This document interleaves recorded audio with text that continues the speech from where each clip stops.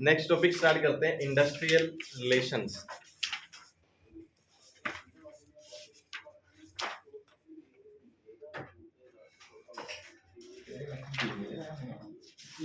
जो industrial topic हमने वैसे पीछे जो टॉपिक पढ़े हैं, कंपनियों में एम्प्लॉयज कैसे रखे जाएंगे, जॉब की डिस्क्रिप्शन कैसे होगी, जॉब की स्पेसिफिकेशन कैसे होंगी, जॉब को इवैल्यूएट कैसे किया जाएगा, एम्प्लॉयज को रखने के लिए फ्रिंज बेनिफिट्स क्या दिए जाएंगे, सैलरीज कैसे होंगी, कंपनसेशन कैसे होंगे, वो सब कुछ हमने लास्ट टॉपिक्स में पढ़ लिया है। अभी आ रहा है इंडस्ट्रियल रिलेशंस। इंडस्ट्रियल रिलेशन जो हमारा टॉपिक है, ये कवर करता है कि कौन कौन से ऐसे पर्सन्स हैं जो इंडस्ट्रियल लाइफ में कलेक्टिव बार्गेनिंग में आते हैं। बार्गेनिंग का मतलब हो गया अभी कुछ कम बढ़ती करके, कहाँ की कंपनी में कभी भी सभी लोगों के आपस में रिलेशनशिप कभी भी खराब ना हो, एम्प्लॉयर के साथ, एम्प्लॉयज़ के एम्प्लॉयर के साथ, तो ये चीज़ें कभी खराब ना हो। उसके बाद कंपनी में मैनेजमेंट कैसी होगी, डिसिप्लिन कैसा होगा, ये आपका इंडस्ट्रियल रिलेशन का जो टॉपिक है इस चीज़ों को कवर करता है। मीन्स कंपनी में डिसिप्लिन, कंपनी का कल्चर, कंपनी की लाइफ वो किस हिसाब से चलने वाली है, उसको बोलते हैं इंडस्ट्रियल डिसिप्लिन या फिर इंडस्ट्रियल रिलेशन भी बोल सकते हैं।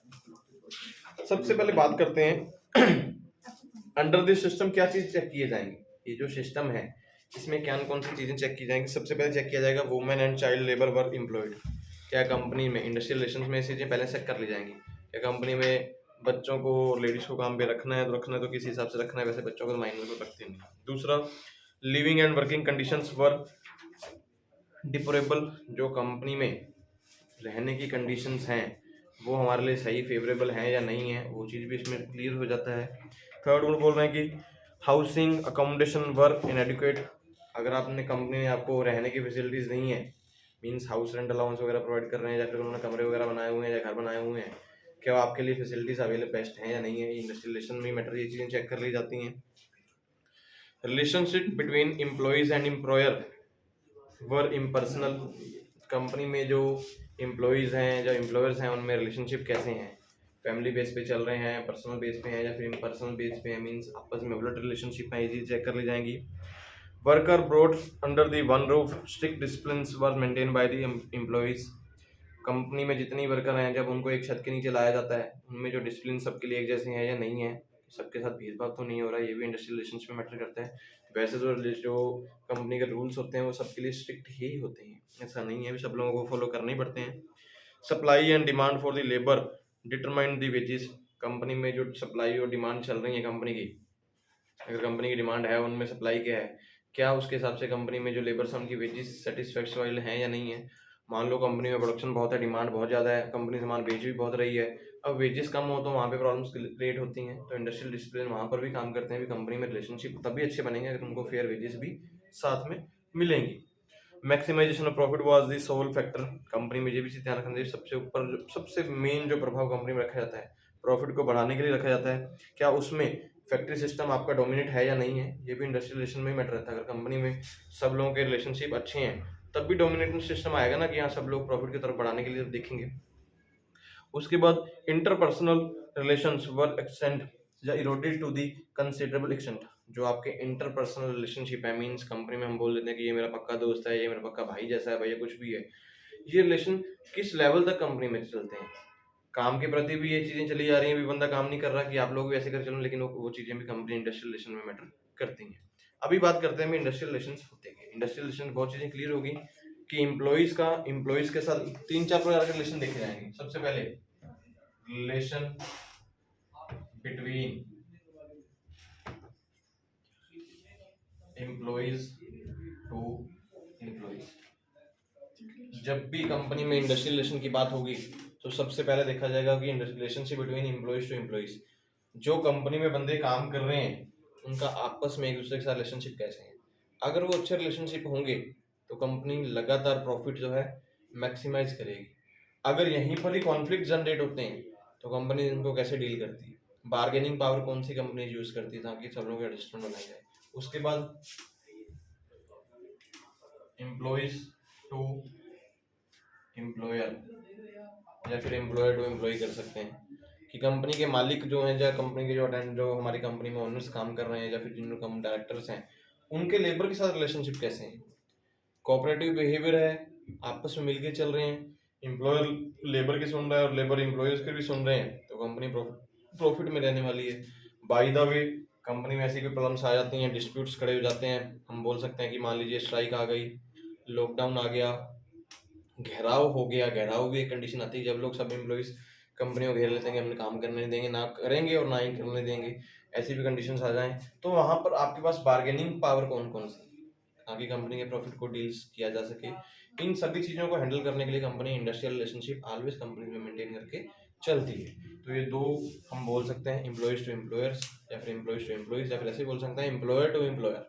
कंपनी में जो मैनेजमेंट में स्टाफ को काम करता है उनमें भी तो बहुत सारे पर्सन होते हैं, कोई एक पर्सन तो होता नहीं, उनमें आपस में भी रिलेशनशिप अच्छे होंगे तो कंपनी में इंडस्ट्रियल रिलेशनशिप अच्छे बने रहते हैं। इंडस्ट्रियल रिलेशनशिप के ऊपर ही इन्होंने चार पाँच छः स्टेजेस बताई हैं, जिनको उन्होंने, मैं ऐसे बोल सकता है भी कुछ ना कुछ केसेस बताए हैं। उन केसेस को आप रीड करेंगे तो उनमें आपको क्लियर हो जाएगा अभी जो रिलेशनशिप होते हैं किन किन स्टेज में होनी चाहिए। जैसे सबसे पहले होता है कि प्रीमिटिव स्टेज। प्रीमिटिव स्टेज का मतलब कि necessity of the life were simple. अगर हम अब चाहते हैं कि हमारी कंपनी में रिलेशनशिप अच्छे हों, सब लोगों के लिए पहली स्टेज यही होती है कि कंपनी में लिविंग लाइफ, जो हम बोलते हैं कि कंपनी जब भी कोई पर्सन आए उसको मोस्टली हम बोले कि वेरी सिंपल लाइफ मिलनी चाहिए। बंदे को ऐसा नहीं होना चाहिए कि कंपनी में मुझे पता नहीं कहाँ पर बिठा के ला के कर दिया जो मुझे काम आता नहीं है। सब लोगों को एक फेयर बेस, मतलब हम फेयरली बोल सकते हैं, सब लोगों के साथ मीट करें, सब लोगों को ऐसे बोले हम हमारे पास कंपनी में आए हैं तो बंदा प्रॉपर तरीके से काम कर सके। ये प्रीमिटिव स्टेज होती है किसी भी कंपनी में रिलेशनशिप के लिए। दूसरा हम बोल सकते हैं कि अगेरियन इकोनॉमी स्टेज। अगेरियन इकोनॉमी स्टेज का मतलब व्यक्ति प्रॉपर्टी लेस वर्कर्स, हम ऐसे ही बोलें क्लास ऑफ, ये डिफाइन किया जाता है कि मान लो कोई बंदा आपकी कंपनी में आया है तो रिलेशनशिप आपकी इकोनॉमी बेस पे भी होनी चाहिए। मीन्स कौन बंदा कंपनी में डायरेक्टर है, कौन बंदा एम्प्लॉइज है, और कौन बंदा एम्प्लॉयर है, कौन बंदा मैनेजर है, ये चीज़ का तो क्लियर हो जाना चाहिए कंपनी में, तभी रिलेशनशिप बन सकते हैं। अभी सब लोगों को एक जैसा काम दे दोगे कंपनी में तो मे भी प्रॉब्लम्स आएंगे। इन्होंने एग्जाम्पल ली हुई है, मैं बोलूँ तो मास्टर और सर्वेंट के बीच में बताई हुई है। मान लो कहता एक बंदा मास्टर है, एक बंदा कोई नौकर है, तो वो कहता पहले इकोनॉमी बेस पे आपका रिलेशनशिप क्लियर होगी। आपको पता होगा कि मुझे रिपोर्ट उसको करनी है, मुझे अगर डाटा लेना तो किससे लेना है। मैं जैसे एम्प्लॉयर बोलूँगा, एम्प्लॉयज बोलेंगे हमें रिपोर्ट एम्प्लॉयज को करनी है, अगर एम्प्लॉयर को डाटा जरूरत पड़ेगी तो किससे लेगा। सेम मास्टर जो इन्होंने उसके बाद सर्वेंट बताया, मान लीजिए कंपनी में कोई मास्टर है जो टीचर ही है, आगे इसका सर्वेंट है, इसको जब जरूरत पड़ेगी इसके पास जाएगा, सर्वेंट के पास। सर्वेंट को कब जरूरत पड़ेगी, दोनों में इकोनॉमिक स्केल भी डिफरेंस होगा, मीन्स इनकी जो प्राइस लेवल होंगे वो भी डिफरेंस होंगे, तो सब लोगों को अपने अपने काम के प्रति नॉर्मल नॉलेज सब लोगों को होगी। तीसरी जो स्टेज हमारे पास है अगेरियन इकोनॉमी स्टेज, सॉरी नहीं, सेफडम स्टेज। सेफडम स्टेज क्या बोलती है कि हर एक बंदे को अपनी, कहता जो फ्यूडल सोसाइटी है उसमें उनको कौन कौन सी चीज़ों की जरूरत है, कौन कौन सी चीज़ों की जरूरत नहीं है, वो ऑब्लिगेशन बंदे को पहले से ही पता होनी चाहिए। जैसे एग्जांपल लिखा है कि compromising princes lords lands owning class. मान लीजिए कहीं पर अगर कॉम्प्रोमाइजिंग करने की जरूरत पड़ी, जो हमारे पास जब हमें पता लग गया कि कंपनी में सिंपल लाइफ है, उसके बाद दूसरा हमें पता लग गया कि हर एक बंदे की क्लास क्या है, तीसरे में हम लोगों के हक क्या है, ये इंडस्ट्रियल रिलेशन के लिए जरूरी है। तीसरा पॉइंट यही बोलता है सेफ्टन स्टेज कि आप लोगों के हक क्या है कंपनी में। अगर कोई पर्सन मास्टर है, इसका हक क्या है भाई, कि ये सारी के सारा काम जरूरी नहीं है कि खुद ही करेगा, इनसे करवा सकता है। इनकी जिम्मेवारी क्या है, अपने काम की रिपोर्टिंग देनी है, ये नहीं कि अपना काम इनसे करवाएंगे। हाँ भाई, अपना हक जो है, मन जो इनकी वेजिस हैं वो इससे मांग सकते हैं कि आप मुझे टाइम पर वेजिस दीजिए, मैं आपके लिए काम प्रॉपर करूंगा। ये आपको क्लियर होना चाहिए भी, आपकी प्रॉपर्टी राइट्स कौन से हैं वो आपको क्लियर हो जाने चाहिए।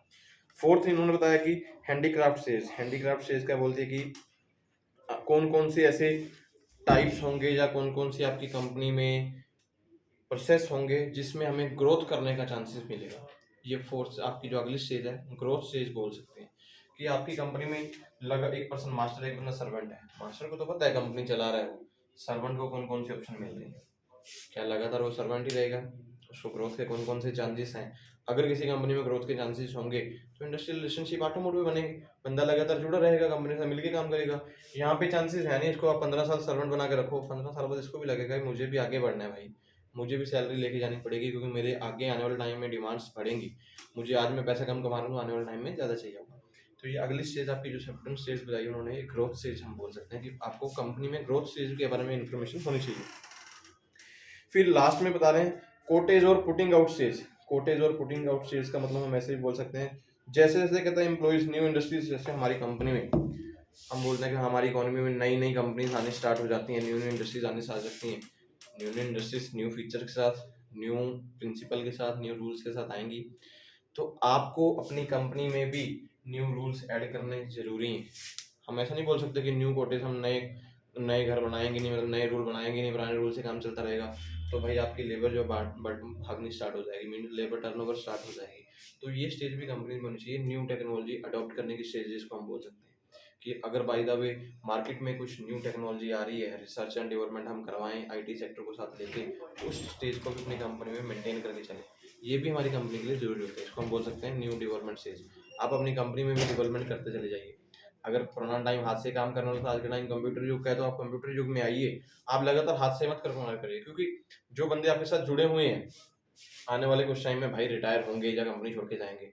नया पर्सन तो हाथ से काम करने वाला नहीं मिलने वाला आपको, नया पर्सन तो टेक्नोलॉजी वाला आएगा, तो क्या आपकी कंपनी उसको हायर कर पाएगी, रखेगी तो आपकी कंपनी में उसका बेनिफिट होगा या नहीं होगा। तो ये स्टेज भी कंपनी में होनी चाहिए, मीन्स डेवलपमेंट स्टेज भी कंपनी में होनी चाहिए।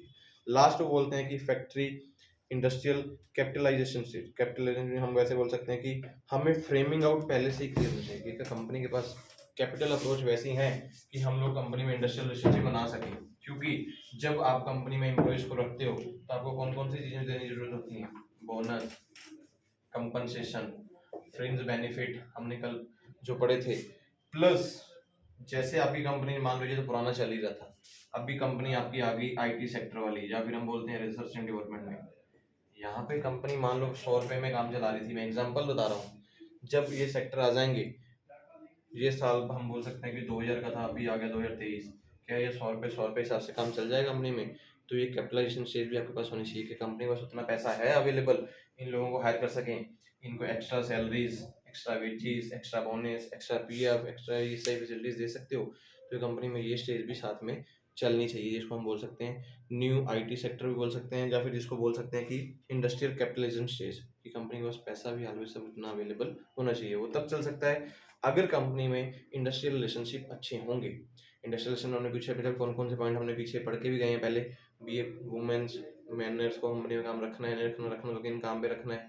अगर इन लोगों की आप प्रॉपर सेटअप करा के रखोगे, अभी मैं बोलूँ कि मेरी कंपनी में सभी माइनर काम करेंगे, माइनर का क्या काम करेंगे भाई कंपनी में, हल्ला मचाएंगे, कुछ नहीं करने वाले। उनको झूले चाहिए खेलने के लिए, साइकिल चाहिए चलाने के लिए, गाड़ी चाहिए भगाने के लिए, तो कंपनी में वही कुछ मिलेंगे। मान लीजिए आप कंपनी में रोलिंग का काम है, गाड़ी से सामान उठाना है दूसरी जगह छोड़ना है, माइनर को रख लो, वो तो मजे से चलाएगा इस चीज को, उठाएगा सामान, हो सकता है वेस्ट से बहुत ज्यादा निकालेगा।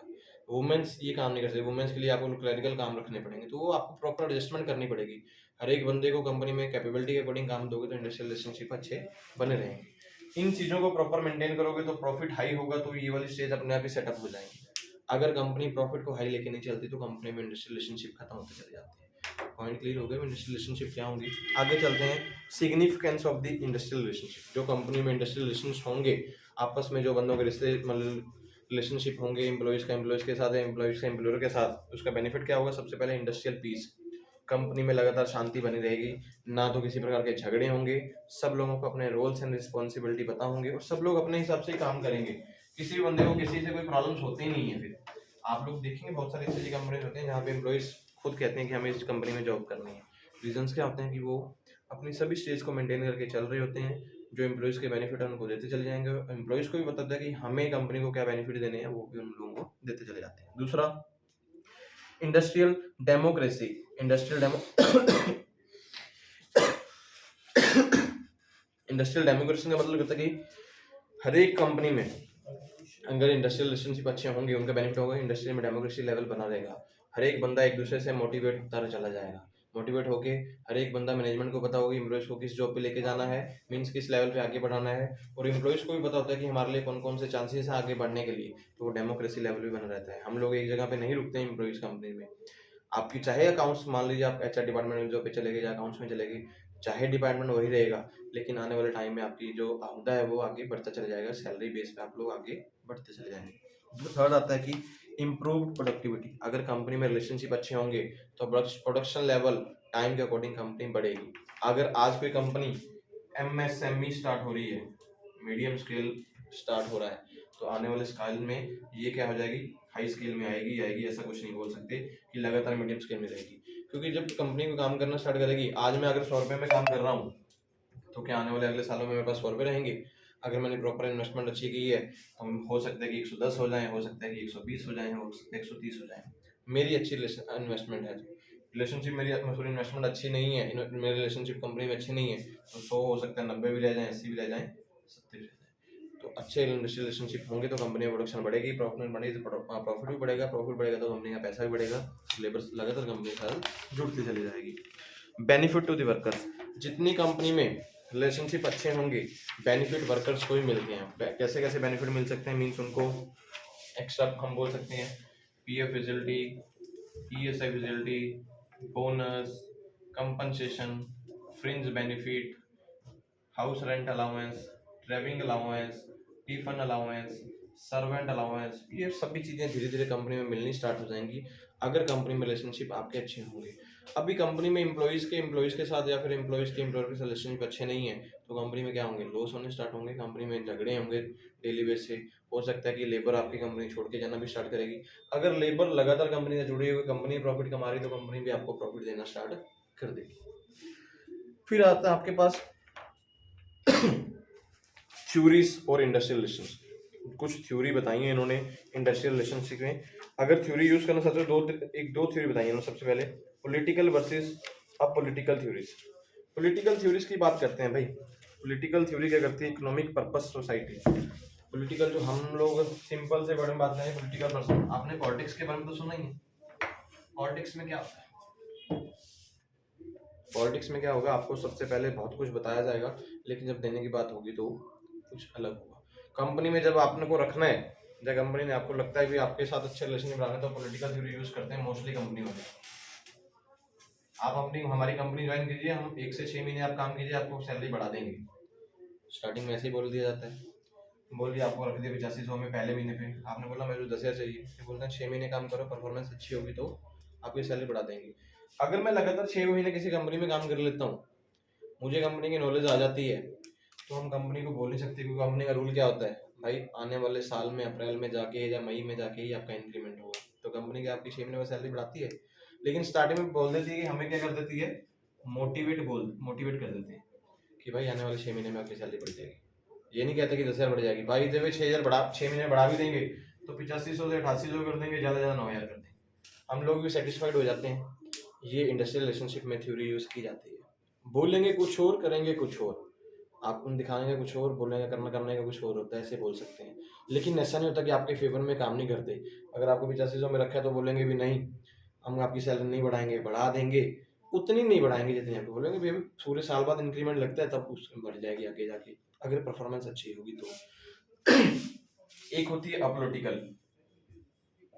अपॉलिटिकल थ्योरी क्या होती है कि कंपनी को आपकी ज़रूरत है, वो आपके साथ मेंटेन आपको रखना चाहती है, तो वहाँ पे आपको पहली बात तो स्टार्टिंग में ही अगर आप किसी कंपनी में लग रहे हैं, कंपनी बोलती है कि आप बोलते हैं कि मुझे 10,000 सैलरी चाहिए, कंपनी को लगता है कि आपकी परफॉर्मेंस अच्छी है तो आपको 10 क्या वो 11 देने के लिए रेडी होते हैं।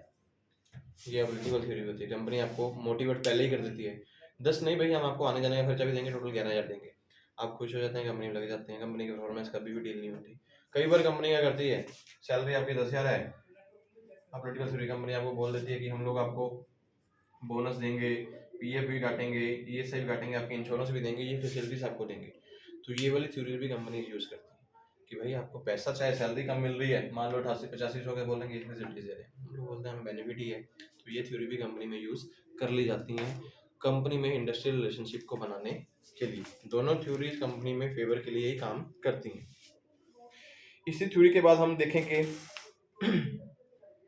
जो अपॉलिटिकल थ्योरी है, कहता है जो मोस्टली जो पॉलिटिकल थ्योरी है, ये दूसरी वाली, ये मोस्टली माइक्रो इंडस्ट्रीज में चलती है। माइक्रो मीन जो छोटी इंडस्ट्रीज होती हैं उनमें चल सकता है ये काम, मैक्रो में नहीं चल सकता, जहाँ पे लेबर बहुत ज़्यादा काम कर रही होगी और वहाँ पे सैलरी भी अच्छी उन लोगों की है, तो वहाँ पे आप काम नहीं करवा सकते। ऐसा बंदे को कुछ बोलोगे ज़्यादा सैलरी दे दोगे, वहाँ पे उनको एडजस्टमेंट में काम करना पड़ता है, बार्गेनिंग पावर यूज़ करनी पड़ती है, जो बंदा मांग रहा है उसको उतना ना दिया जाए, कम में काम करवाया जाए। उसके बाद हमारे पास आते हैं भी, इनको मॉडल बताया कि डमलुप मॉडल है। डमलुप मॉडल क्या बोलता है कि industrial based system involving worker, they are the organisation manager, the organisation government agencies consult with the worker environment workplace. ये डमलुप मॉडल बोलता है कि अगर कंपनी में मान लीजिए आपने इंडस्ट्रियल रिलेशनशिप को बनाना है, हम बोलें कि आप कंपनी में इंडस्ट्रियल रिलेशनशिप को मेंटेन करना चाहते हो, तो वहाँ पे किसी न किसी एजेंसी हम बोल सकते हैं जो गवर्नमेंट की होगी, या फिर गवर्नमेंट आपकी कंपनी में अगर इंटरफेरेंस प्रॉपर रखती है तो ही आपकी कंपनी में रिलेशनशिप बन सकती है। आप बोले कि सारा कुछ मैं खुद कर लूँगा, ये मैं हो नहीं सकता। आपकी कंपनी में मान लीजिए गवर्नमेंट ने बोला हुआ कि ये रूल्स आपकी कंपनी में चलने चाहिए, जैसे कि सभी एम्प्लॉयज़ को बेनिफिट मिलने चाहिए, उनके अपने जो लेबर के प्रति जो रूल्स बने हुए हैं, अभी कंपनसेशन प्रोवाइड करो, अगर किसी बंदे को छुट्टियों की जरूरत है तो छुट्टियाँ टाइम पर प्रोवाइड करो, उसकी इतनी कम से कम सैलरी होनी चाहिए, उसको PF facilities, bonus facility, gratuity facilities, अगर तो कंपनी में कहता है ये चीज़ें मिलेंगी तो कंपनी में कभी कोई प्रॉब्लम नहीं आती, इंडस्ट्रियल रिलेशनशिप मेंटेन रहते हैं। अगर कहता है बोलोगे सिंपल चलाना है मुझे कंपनी, आप इंडस्ट्रियल रिलेशन मेंटेन कर लोगे, हो नहीं सकता। कुछ ना कुछ रूल्स आपको फॉलो करने पड़ेंगे। अगर गवर्नमेंट के हिसाब से चलोगे तो सब कुछ फॉलो करना पड़ेगा, अगर गवर्नमेंट की एजेंसी के हिसाब से चलोगे तो मे भी कुछ रूल छूट भी जाएंगे, कुछ रूल फॉलो भी हो जाएंगे। अभी हम देखते हैं सभी कंपनियों में ऐसे ही तो नहीं करता भाई, सभी कंपनियों में पीएफ नहीं मिलता, सभी कंपनी में इंश्योरेंस नहीं होती है, सभी कंपनी में बोनस नहीं मिलता, किसी में मिलता है तो किसी में 20% मिल रहा है, किसी में 8.5% मिल रहा है, किसी में 8.33% है। बोनस की रेशियो ना मिनिमम 8.33%, मैक्सिमम 20% कंपनी आपको बोनस दे सकती है, डिपेंड करता है कि आप लोग किस कंपनी में किस तरह से डील कर रहे हो। तो ये भी इंडस्ट्रियल रिलेशन में मॉडल काम चलते हैं। फिर आते हैं approaches to the industrial relationship. Industrial relationship को अगर कंपनी में मेंटेन करना है तो कौन कौन सी अप्रोचेस से मेंटेन किया जा सकता है? सबसे पहले फिर साइकोलॉजिकल अप्रोच। फिर साइकोलॉजिकल अप्रोच क्या बोलती है? तो कंपनी में अगर आप किसी बंदे को कंपनी में प्रॉपर रिलेशन बनाना चाहते हो, उसके दिमाग को सोच पढ़ लो, उसका दिमाग क्या चाहता है। आपके इंटरव्यू में आपको पहले ही पूछ ले सकता है ना, कंपनी छोड़ के आए हो, क्यों छोड़ी और हमारी कंपनी क्यों ज्वाइन करना चाहते हो। कुछ भी हमारे आंसर हो सकते हैं। हमारी का पिछली कंपनी में भाई सैलरी कम थी, हमें मैक्सिमम सैलरी चाहिए, या हो सकता है कि वहाँ पे पीएफ नहीं करता था, यहाँ पे पीएफ कट रहा है। या फिर हम ऐसे भी बोल सकते हैं कि वहाँ पर हमारी ग्रोथ नहीं हो रही थी, आपकी कंपनी में हमें लगता है कि हमारी ग्रोथ होगी, छोड़ के आए। तो आपकी साइकोलॉजिकल अप्रोच के अकॉर्डिंग आपके रिलेशन मेंटेन करने के लिए जो सामने बंदा बैठा होगा आपके लिए कुछ ना कुछ जरूर ऑफर करेगा कि हमारी कंपनी में ये कुछ होगा या ये कुछ नहीं होगा, जो आपको सैलरी इतनी मिलेगी, जो इतनी बढ़ा के देंगे। वो आपका फिर साइकोलॉजिकल अप्रोच के अकॉर्डिंग आपके माइंड को सेटअप कर लेंगे, कंपनी में रिलेशनशिप आपके अच्छे पहले से ही बना देते हैं। दूसरा आता है सोशोलॉजिकल अप्रोच। सोशोलॉजिकल अप्रोच का मतलब कि बंदे को रहने के लिए रोटी कपड़े मकान की जरूरत होती है, प्लस उसको सोशल सिक्योरिटी मीन्स उसकी अगर आप ईएसआई फैसिलिटी उसको प्रोवाइड कर दो, उसका मेडिकल इंश्योरेंस करवा दो, तो कभी भी एम्प्लॉयज कंपनी को छोड़ के नहीं जाएंगे। उनको पता कि हमारी भाई खाने पीने पहनने के लिए सब कुछ हमें कंपनी से मिल रहा है, अपनी सैलरी मिल रही है, जिससे हम प्रॉपर खा भी सकते हैं, रह भी सकते हैं और अपना गुजारा भी कर सकते हैं। प्लस सबसे बड़ी प्रॉब्लम जो हमें आती है मेडिकल फैसिलिटीज़ की आती है। अगर कंपनी हमें ये सही प्रॉब्लम फैसिलिटीज़ दे रही है, मेडिकल का इंश्योरेंस वगैरह दे रही है, तो हमें कंपनी छोड़ने की जरूरत क्या है। हम लोग कंपनी में जुड़े रहेंगे क्योंकि हमारा भी बेनिफिट है, और प्लस जो हमारी कंपनी हमारे जो फैमिली मेम्बर्स हैं उनको भी कंपनी साथ में कवर करवाने की कोशिश करती है। भी आपको ये बेनिफिट मिलेगा सिर्फ आपके अपने फैमिली जैसे, मीन्स ऐसा नहीं है कि आपकी शादी हुई है तो मतलब आपकी शादी हुई तो आपका हस्बैंड वाइफ का चलने वाला है, आपका बच्चा है तो वो आ जाएगा साथ में। अगर आपकी शादी नहीं है तो आपके फादर और मदर, ब्रदर सिस्टर नहीं कवर होते हैं, वो चीज़ इसमें क्लियर रहती है पहले से। उसके बाद आपके आता है ह्यूमन रिलेशन अप्रोच, या फिर कंपनियों में एचआर डिपार्टमेंट को यूज़ किया जाता है कंपनी में इंडस्ट्रियल रिलेशनशिप को मेंटेन करने के लिए। एचआर डिपार्टमेंट आपकी रिक्रूटमेंट करेगा, सिलेक्शन करेगा, आपको ट्रेनिंग देगा, कंपनियों में आपकी प्रॉपर सैलरी आपको टाइम पे प्रोवाइड करेगा, जहाँ पर जरूरत होगी आपको प्रॉपर यूज़ भी करेंगे एचआर डिपार्टमेंट वाले, तो वहाँ पर भी अपने रिलेशनशिप कंपनी में मेंटेन हो जाते हैं। एक आती है गिरी अप्रोच। गिरी अप्रोच का मतलब होता है कि collective bargaining and joint negotiations. Giri approach बोलती है कि कंपनी में जब किसी एम्प्लॉयज को रखा जाएगा, कलेक्टिव बार्गेनिंग की जाएगी, बंदा कंपनी में लिए क्या क्या कर सकता है, कितनी कम कीमत में कर सकता है। मैं बोलूँगा कंपनी में नया पर्सन रखना, बोलो 10,000 सैलरी चाहिए, कंपनी बोलेगी हम 85 देंगे, तो कलेक्टिव बार्गेनिंग होगी, 9,095 में काम खत्म किया जाएगा। जॉइंट नेगोशिएशन, दोनों पर्सन की जो ना करने की कमाई होगी, जो हम हर काम पे ना बोलते हैं मुझे ये नहीं करना, एम्प्लॉयर बोले मुझे भी ये नहीं करना, उस चीज़ को भी खत्म किया जाएगा। इसको बोलते हैं गिरी अप्रोच। भी जितनी प्रकार की नेगोशिएशन होती है उनको दूर किया जाएगा ताकि हर एक बंदे कंपनी में मिलकर काम इजीली बेस पे कर सके। लास्ट आती है गांधीयन अप्रोच। गांधीयन अप्रोच का मतलब right to strike but question that right be exercise just cause in a peaceful. Gandhian approach क्या बोलती है कि आपका राइट तो है, हड़ताल कर दीजिए, सब कुछ बंद कर दीजिए, लेकिन कोशिश ये कीजिए कि इसको तब यूज़ कीजिए जब आपके फेवर में होने वाला हो। ये कंपनियों में इंडस्ट्रियल रिलेशन को मेंटेन बोला जाता है। एम्प्लॉयज़ को पहले बोलते कोई एम्प्लॉयर, आप हमारी कंपनी में कहता भी स्ट्राइक करना चाहते हो, लॉकआउट करना चाहते हो, कर सकते हो, लेकिन इसका मतलब ये नहीं है कि लॉकआउट अपनी मन से जब मर्जी करके बैठ जाओ। आपके बेनिफिट वाला होना चाहिए तो चलेगा। जैसे हम बोलें कि गवर्नमेंट कोई नया कानून पास कर दे तो धरने लगने स्टार्ट हो जाते हैं, तो ऐसा क्यों नहीं है, गवर्नमेंट हर बार ही सब कुछ वापस कर लेती है, लगते रहे धरने तो चलते ही रहते हैं, उसमें कोई मैटर नहीं करता। इंडस्ट्रियल रिलेशन मेंटेन करने के लिए जरूरी है कि आप इसको साथ में लेके आए। एक आती है HRD अप्रोच। उसके बारे में बात करते हैं। ये भी अप्रोचेज यूज़ की जाती है ह्यूमन रिसोर्स डेवलपमेंट में। मीन्स आपको क्लैरिटी गोल्स, आपकी कंपनी में आपको गोल्स जो है क्लियर बता दिए जाएंगे। कंपनी में रिवॉर्ड परफॉर्मेंस, अगर अच्छी परफॉर्मेंस होंगे उस पर कौन कौन से आपको रिवॉर्ड मिलने वाले हैं। प्लस कंपनी में आपके रहने के लिए जो आपकी पावर्स होंगी वो किस किस लेवल में होंगी। मीन्स अगर आप अलग अलग जॉब पे गए हो तो आपकी क्या क्या पावर्स हैं और आपकी क्या क्या रिस्पॉन्सिबिलिटी है उसमें क्लियर कर दी जाएंगी। ट्रीट पीपल प्रॉपरली, सब लोगों को कैसे ट्रीट करना है वो चीज़ पहले ही क्लियर हो जाए। मान लो हर एक कंपनी में रूल होता है 5S। सभी लोगों के लिए रूल होता है कि सेफ्टी को मेंटेन करके चलिए, सेफ्टी होनी चाहिए, सफाई होनी चाहिए, स्पिटिंग नहीं होनी चाहिए, ये 5S में रूल में आते हैं।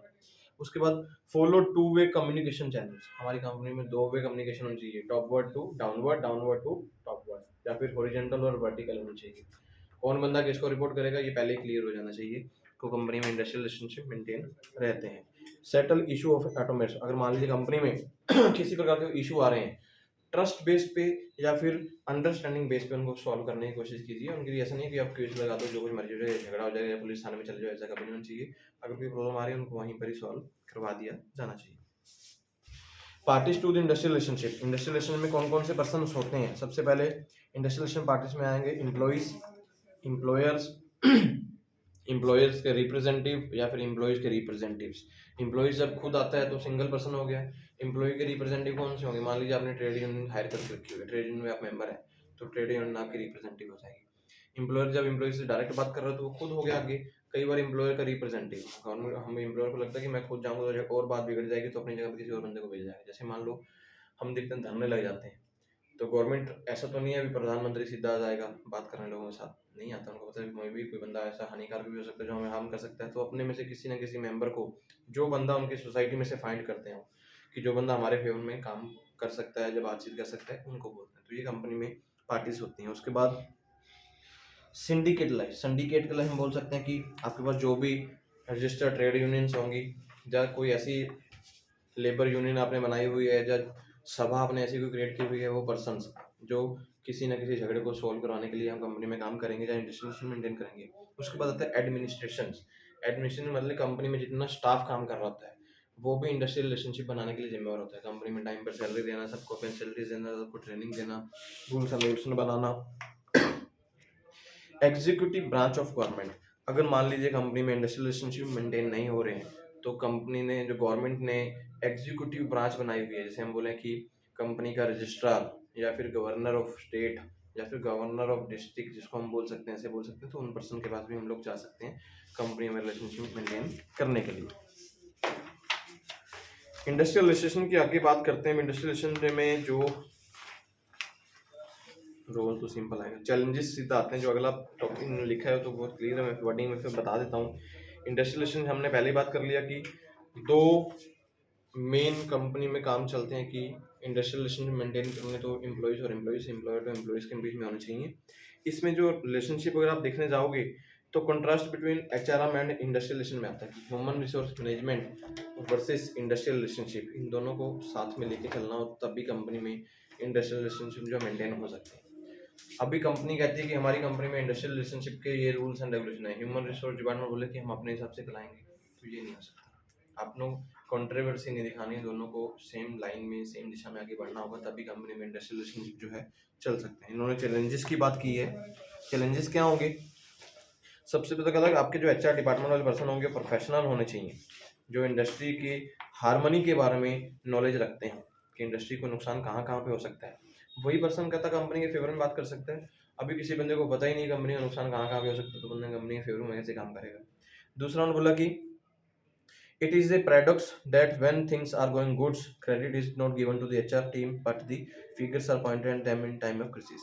ये चीज़ कहता क्लियर होनी चाहिए, पैराडॉक्स स्ट्रिक्ट होनी चाहिए कि आप लोगों को पता होना चाहिए अगर कंपनी में सब कुछ अच्छा हो रहा है तो क्रेडिट एचआर डिपार्टमेंट को नहीं जाना चाहिए। भाई क्रेडिट जिन लोगों की वजह से अच्छा हो रहा है, मीन्स जो हम बोले कि एम्प्लॉयज़ की वजह से अच्छा हो रहा है, तो एम्प्लॉयज़ को उनका बेनिफिट मिलना चाहिए। ऐसा नहीं है कि कंपनी आगे बढ़ती चली जा रही है, आप प्रमोशन एचआर डिपार्टमेंट वालों का करो, एम्प्लॉयज़ का करो नहीं। ये चीज़ भी कंपनी में कहता मेंटेन क्लियर होनी चाहिए। उसके बाद profession need to play the role of strategic partner. Means company में लगातार स्ट्रेटजी बेस पे काम करोगे, ऐसा कि नहीं विदाउट स्ट्रेटजी आप कुछ भी मेंटेन नहीं कर रहे हो, रूल्स एंड रेगुलेशन बना नहीं रहे हो, अपनी मनमर्जी से कुछ भी बनाते चले जा रहे हो, ऐसा कभी भी नहीं होना चाहिए। HR teams like to the counter parts in finance, operations, marketing are equally. जो एचआर डिपार्टमेंट में पर्सन होंगे उनको पता होना चाहिए कि मार्केटिंग के लिए क्या करना है, पैसा कहाँ पे यूज़ करना है, लेबर्स के लिए क्या क्या काम करना है, उनको इक्वली ट्रीट करना होगा सबको। ऐसा ना हो कि एचआर डिपार्टमेंट सिर्फ बोले कि हमें पैसा इकट्ठा करना है, बाकी चीज़ों को इग्नोर कर दे, मार्केट देखनी नहीं है, बाकी चीज़ों को इग्नोर कर दे, बाकी चीज़ों को ले मार्केट देखे ना तो कंपनी काम नहीं चल सकता। सभी चीज़ों को इकट्ठा देख के चलना होगा। ये सभी कंपनी के लिए एचआर में चैलेंजेस होते हैं।